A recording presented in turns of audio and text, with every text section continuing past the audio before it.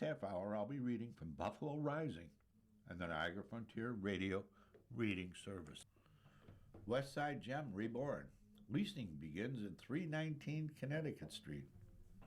Renovations on a historic building at 319 Connecticut Street are nearly complete, and leasing at the West Side Beauty is now underway.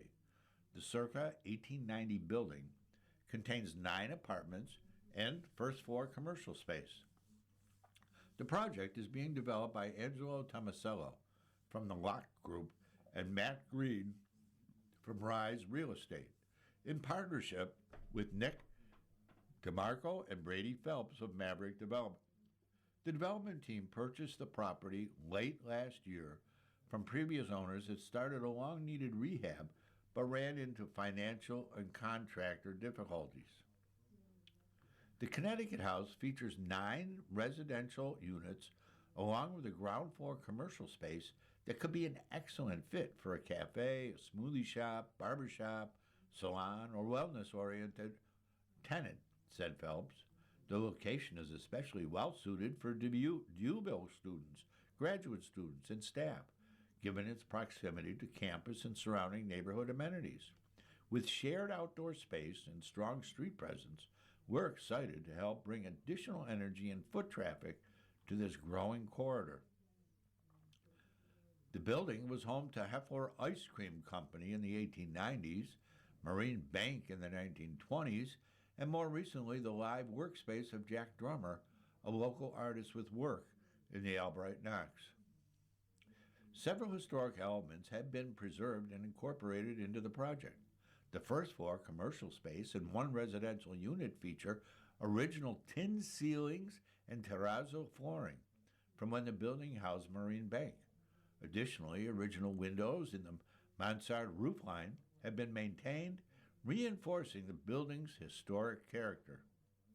Each apartment features new energy-efficient appliances, in-unit laundry, and access to shared balcony space. Off-street parking is also available.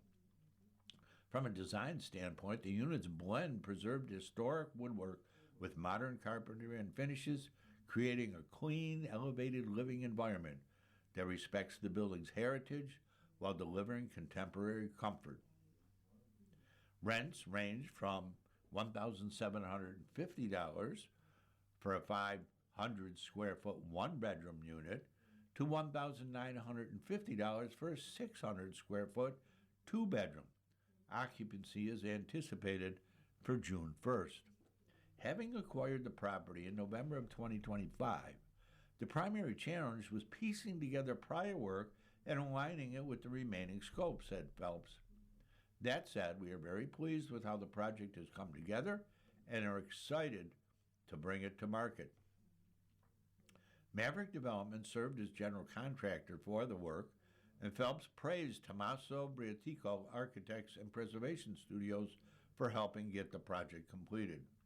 While the building had a long runway prior to our acquisition, we're proud to bring it across the finish line and reactivate a key corner of Buffalo's west side, added Phelps. It's been a rewarding process restoring a structure with this level of history and craftsmanship, and we're excited to see it continue to the continued momentum along the Connecticut Street corridor. The Connecticut House will feature 9 residential units along with a ground floor commercial space that can be excellent for a cafe, a smoothie shop, barber shop, salon, or wellness-oriented tenant. The location is especially well suited for DeAuville students, graduate students, and staff, given its proximity to campus and surrounding neighborhood amenities.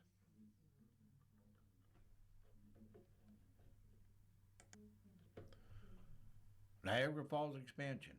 Buffalo Bike Tours expands to Niagara Falls. Buffalo Bike Tours will officially launch its Niagara Falls operation on the weekend of May 16th and 17th, 2026, introducing a new way to experience one of the world's most visited destinations. After 7 years building Buffalo Bike Tours into one of the region's top-rated experiences, is launching something new in Niagara Falls this May, according to operator Mark Moscato. We're introducing small group story-driven e-bike tours and premium rentals, focused on the side of Niagara that most visitors miss, the Underground Railroad history, industrial impacts, and the real stories behind the falls, said Moscato, will be the only guided bike tour operator and only premium e-bike rental provider on the U.S. side. Buffalo Bike Tours has grown from a small local operation with a widely recognized experience, earning a perfect 5.0 rating on Google with over 600 reviews. This is great news for Buffalo Bike Tours for many reasons. Through thick and thin, Moscato has remained dedicated to growing his bike tour organization with proven results around every corner. In a seasonal city like Buffalo, it takes a little more gumption to gain traction. That said, Moscato has been relentless in his pursuit to provide a healthy recreational outlet for people while packaging the tours around storytelling that speaks to Buffalo's history, its citizens and landmarks, and its food. Now he intends to do something similar in Niagara Falls. He's starting with a guided Niagara Falls e-bike tour. The experience focuses on what Moscato described as sometimes grim, always fascinating stories that people might not hear otherwise. Guests will be equipped with everything they need for a seamless experience, including route suggestions, local insights, and high-quality pedal assist bikes. We built something really special in Buffalo. This is about taking that same spirit and seeing what it can become in Niagara. A lot of people come to Niagara Falls, take a few photos, and leave. We're giving them a way to stay longer, go further, and really explore the area. Two options to choose from. Guided Niagara Falls e-bike tour. A small group, story-driven ride exploring Niagara Falls beyond the traditional viewpoints. Departing from the aquarium of Niagara parking lot, the tour highlights the layered history of falls, from the Underground Railroad to the environmental and industrial forces that have shaped the region. But there are premium e-bike rentals. These are self-guided adventure. In addition to guided tours, Buffalo Bike Tours will offer premium e-bike rentals, allowing visitors to design their own ride and explore Niagara Falls and beyond at their own pace. Riders can cruise the Niagara Scenic Parkway, ride north to Lewiston and Fort Niagara, cross into Canada, explore parks, waterfront paths, and surrounding neighborhoods. Guests will be equipped with everything they need for a seamless experience, including route suggestions, local insights, and high-quality pedal assist bikes. Now, it's the perfect time to visit our neighboring city, which many of us tend to take for granted. Touring Niagara Falls e-bike makes a visit more fun, more informative, and more scenic than ever. Buffalo Bike Tours will kick off its Niagara Falls expansion with a series of opening weekend rides on May 16th and 17th. Construction Watch, North Court. Work to begin the North Court apartment building at 197 North Street up to code appears to be underway. The apartment building was ordered vacated by the city in early 2025 when renovation work by owner Good Carbon removed firewalls in the building and smoke detection equipment in several units in violation of fire codes. The 44-unit building remains vacant, but work is ongoing. 2 electrical permits were pulled in January 30th for a geothermal heating system and rebuilding electrical systems that were vandalized. Sinatra and Company Real Estate sold the property to Good Carbon in July of 2024.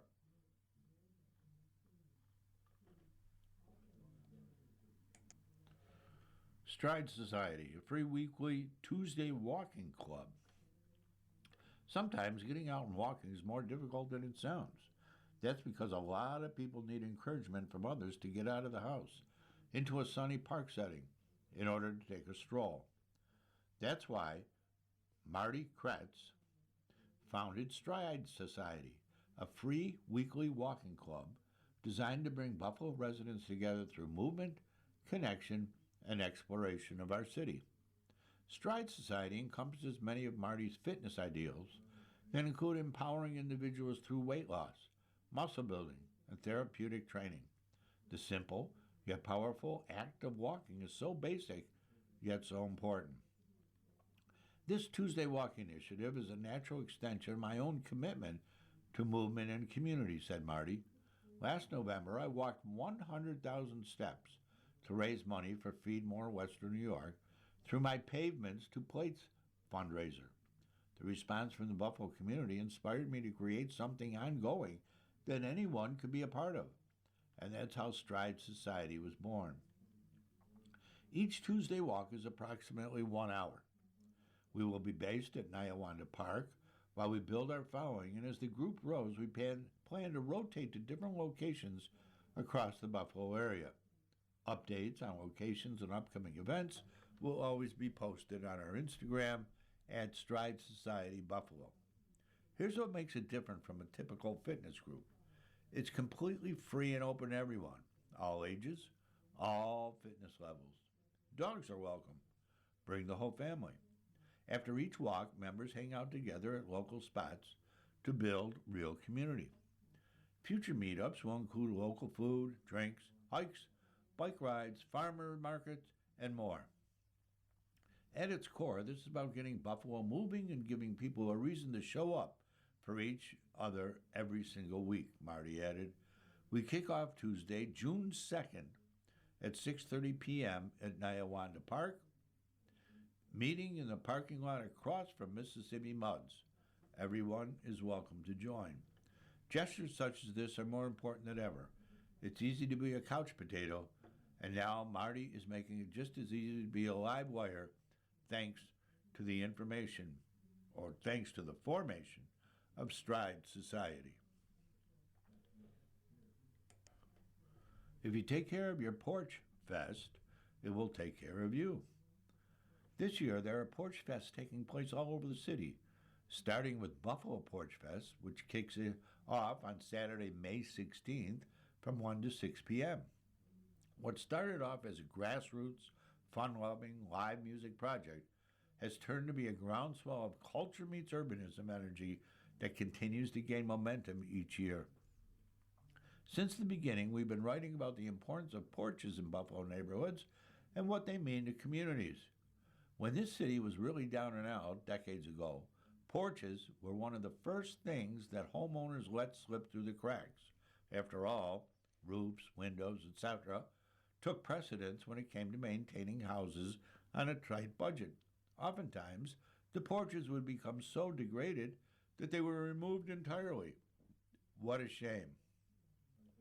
When Buffalo began to rebound, we saw homeowners reversing those injustices by fixing up their porches or replacing them entirely. Today, side streets on the west side have experienced a reporching renaissance of sorts, and now, thanks to Porch Fest, people are taking full advantage of these critical covered structural extensions of the home. Can you imagine our neighborhoods without all the glorious porches? Porches offer a place to sit and relax, socialize, and observe.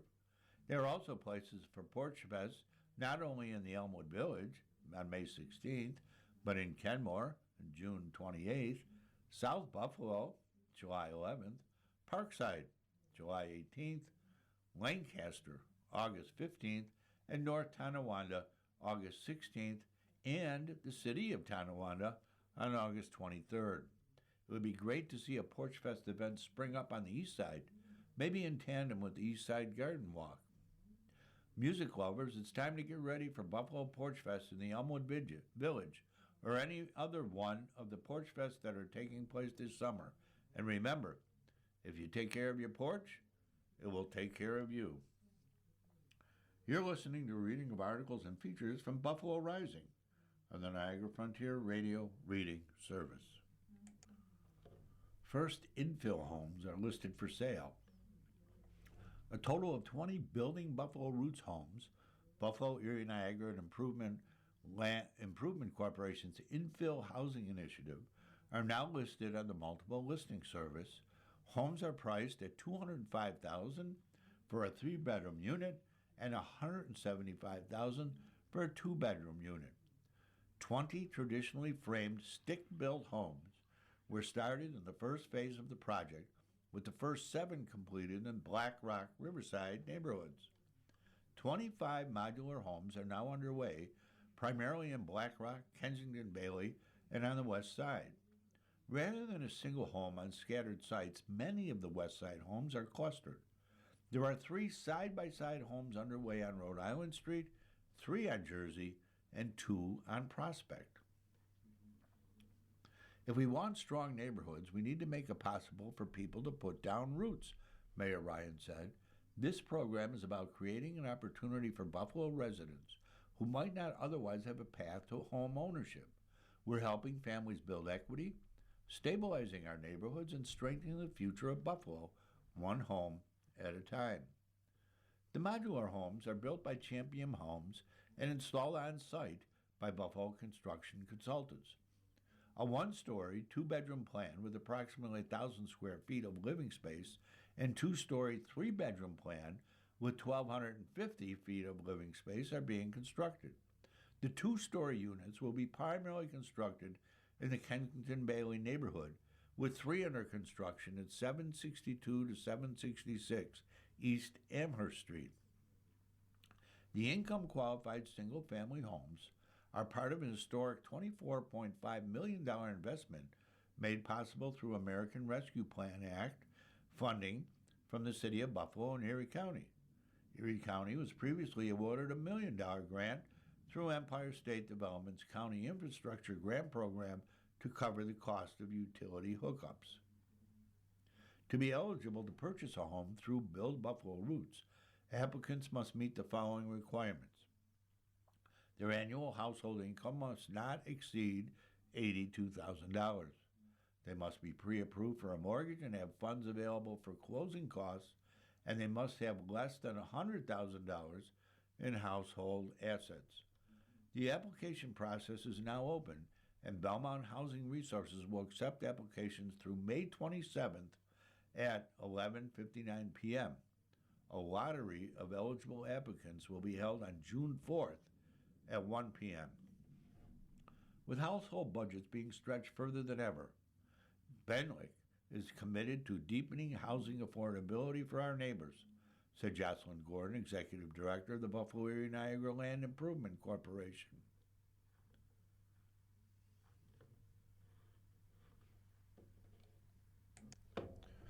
'26 Jane's Walk Weekend.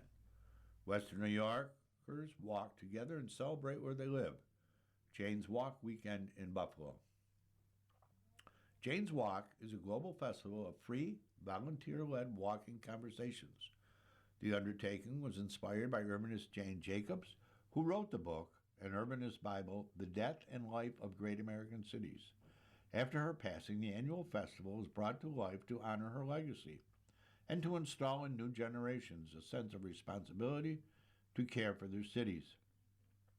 The annual Jane's Walk weekend coincides with Jacob's birthday. Held in the first weekend of May, the volunteer-led walk challenges people to explore various neighborhoods in their cities while rethinking their own roles and responsibilities in championing them. By engaging with their communities, people come away with new perspectives, new thoughts and ideas, and new answers to some of the persistent problematic issues that continue to plague cities, including affordability, accessibility, and sustainability. 2026 Jane's Walks in Buffalo. The River Line and Old First Ward. Friday, May 1st at 5 p.m., the River Line is a proposed 1.5-mile nature trail on the former DL&W rail corridor. See how this project will support other renewal projects occurring in Buffalo's historic Old First Ward. People were to meet at the corner of Louisiana Street and Miami Street. Grant Amherst Vibrant Neighborhood Walk. Visit the Grant Amherst neighborhood. Learn its history and its evolution over the years. The neighborhood has stood the test of time. Great stories, great discussion. They meet on Saturday, May 2nd at 10 a.m. Come at Black Rock Historical Society, 436 Amherst Street. 72 Sycamore Street, Saturday, May 2nd at 12 p.m. Step inside one of Buffalo's most fascinating historic buildings. Join Preservation Buffalo Niagara at 72 Sycamore Street for a behind-the-scenes look at the future home of preservation in Buffalo and its storied past as a former brothel in the 19th century. They'll explore the layered history of the building, its ongoing rehabilitation, and how projects like this fit into the broader story of the Michigan Street African American Heritage Corridor. Along the way, they'll discuss how preservation can drive investment, storytelling, and community identity. People will meet at 72 Sycamore Street in Buffalo. Jane's Walk celebrates the power of storytelling, connection, and place. You want Punch Stout? Whether you realize it or not, you do, in fact, want Punch Stout. This delicious new concoction is the culmination of years of tinkering by Chris Smith of Community Beer Works, looking for just the right formulation, packing just the right, dare we say, punch. Those familiar with Smith and his blogging days for Western New York media will recall one of the biggest stories that they covered. The year after they broke the Palladino email story in 2010 was in the May 2011 special issue to fill the seat of Republican Congressman Chris Lee, who resigned in a scandal. It was the most drama-filled congressional election in Western New York in recent memory, with local GOP bigwigs trying to push war hero David Bolavia out of the race and install then Assemblywoman Jane Corwin, a favorite of the Spalding Lake set, as the candidate. The plucky and popular Erie County Clerk, Kathy Hochul, the Democratic candidate, had unusual appeal in a solidly GOP district due to her then centrist to conservative bona fides and the anti-GOP backlash over the scandal. Her very real shot at winning the seat had the GOP, especially the Erie County Republican Committee, in a frenzy. Having no shot whatsoever at winning the seat didn't stop former Buffalo Beast writer and good prankster extraordinaire Ian Murphy from also throwing his hat into the ring with his Mimi-inspired Murphy Can Have Congress campaign. Sadly, Ian has since passed away and is sorely missed by all who knew and read him.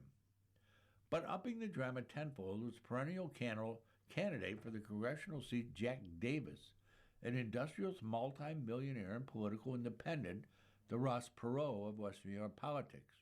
Because he threatened to siphon off enough votes from Corwin to cost her the election, the GOP went after Davis hammer and tongs. The operatives who had gotten Corwin friend Chris Collins, elected Erie County executive, pulled out all the stops and deployed every trick in the book, including deploying multiple trackers. Cameras in hand and following Jack Davis everywhere, these trackers weren't just trying to capture any embarrassing mistake, but actively trying to provoke the notoriously pricky Davis. That went very bad for the GOP on May 11th, outside of a veterans event, when the tracker confronted Davis about why he had pulled out of a recent debate hosted by WGRZ. When the tracker got in Davis's space and tried to interfere with him getting into his car, David uttered one of the most memorable lines in Western New York political history.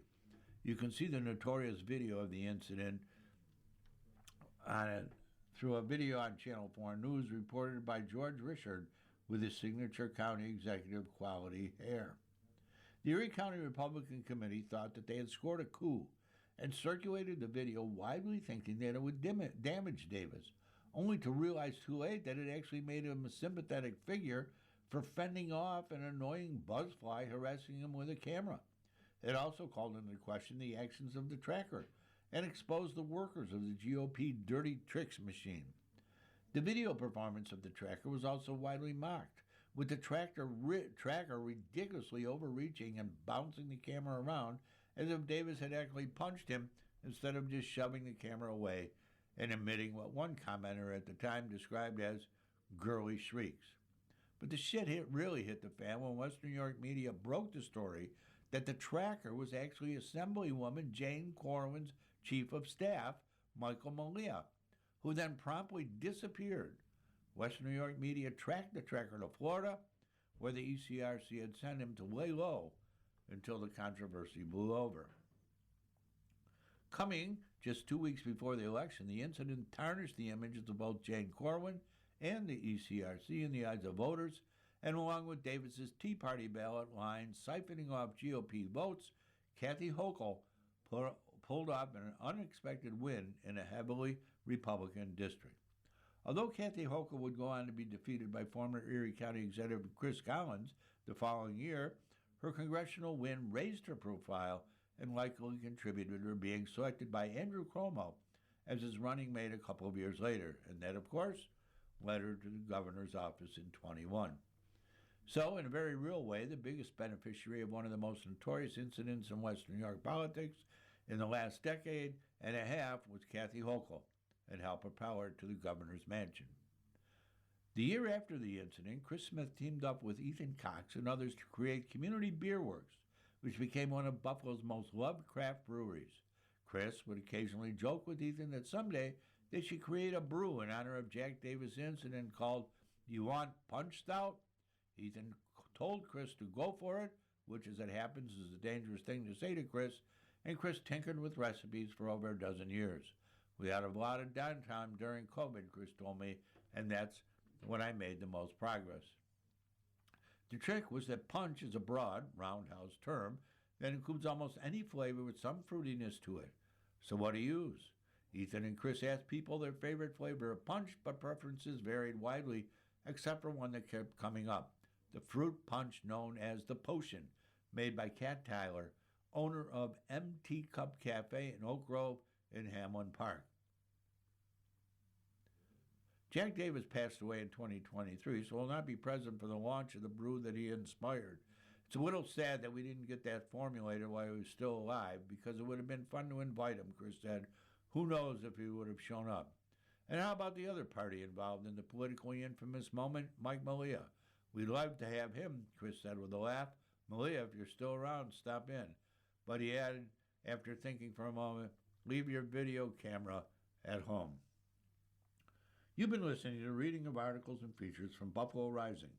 We read from Buffalo Rising on Fridays at 8:30 a.m. Your reader has been Jeff Shapiro. Thank you for listening.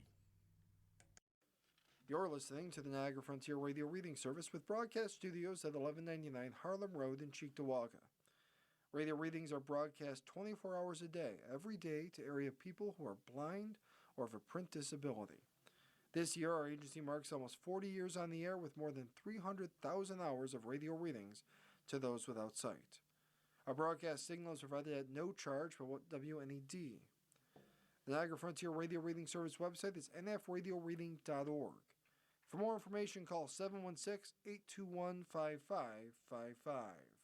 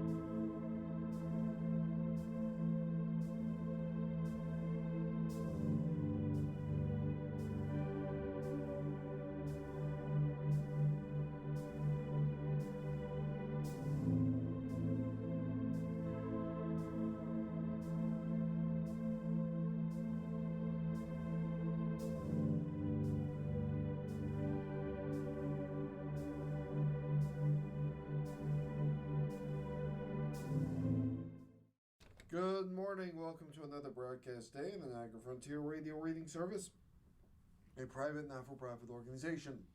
Radio Reading volunteers broadcast daily readings of newspapers, magazines, and books to people throughout Western New York who are blind or have a print disability. Our broadcast studios are at 1199 Harlem Road in Cheektowaga between William and Clinton Streets. As always, please feel free to contact us with your comments, suggestions, and questions you may have. And please stay with us. Our Ring the Bell phone news is coming up next.